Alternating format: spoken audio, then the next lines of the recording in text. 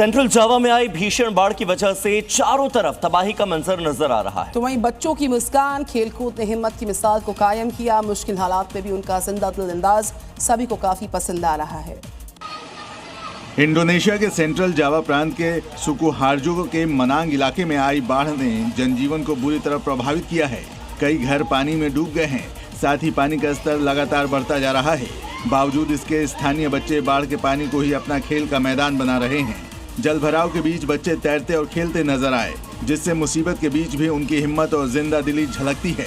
प्रशासन राहत और बचाव के काम में जुटा है। वहीं ये तस्वीर मुश्किल हालात में भी सकारात्मकता की मिसाल जरूर पेश कर रही है। और ट्रंप के बदलते मूड के साथ साथ जो मिडिल ईस्ट है उसमें मौसम का मिजाज भी बदल रहा है। और ऐसा ही कुछ हुआ सऊदी अरब में, जहां पर सुनहरे रंग की रेत ने बर्फ की सफेद चादर ओढ़ ली है। सऊदी अरब में मौसम ने ऐसी करवट ली कि हर तरफ बर्फ की सफेद चादर दिखाई दे रही है। दूर तक जहां तक नजर जाएगी सिर्फ बर्फ ही बर्फ दिखाई देगी, लेकिन यहां बर्फबारी नहीं हुई है, लेकिन यहां पर फिर भी बर्फ गिरी है। दरअसल अचानक आए मौसम में बदलाव से यहां ओलावृष्टि हुई, जिससे पूरा इलाका बर्फ की सफेद चादर से ढक गया और फिर हालात ऐसे हो गए कि सड़क पर गाड़ियां तक चलाना मुश्किल हो गया। आने वाले और जाने वाले दोनों सड़कों पर जाम देखा जा सकता है, क्योंकि सड़क पर जमा बर्फ ने ड्राइविंग को मुश्किल बना दिया है। जापान के ज्वालामुखी में लगातार 2 दिन में हुए शक्तिशाली विस्फोटों ने लोगों की चिंता बढ़ा दी है। इसके बाद जो आसपास के तमाम इलाके हैं, अलर्ट लेवल 3 जारी हुआ है इन तमाम इलाकों में। सकुराजिमा ज्वालामुखी में 11 अप्रैल को साल का पहला बड़ा विस्फोट हुआ, जिसके अगले दिन 12 अप्रैल को दूसरा शक्तिशाली विस्फोट दर्ज किया गया। जापान के मौसम एजेंसी के मुताबिक राख का गुबार क्रेटर से 3400 मीटर ऊपर तक पहुंच गया, जबकि कुछ रिपोर्ट्स में इसे समुद्र तल से करीब 4 किलोमीटर बताया गया।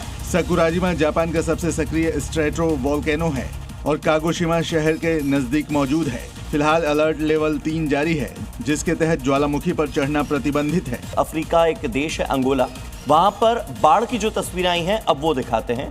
पानी ने ऐसी तबाही मचाई है कि लोगों को अपनी जान बचाने के लिए पेड़ों का सहारा लेना पड़ रहा है। देखिए वीडियो अंगोला के लुआंडा और बेगवेला का है। देखिए पानी का बहाव कितना तेज है और अपने साथ सब कुछ बहा ले जाने को आमादा है।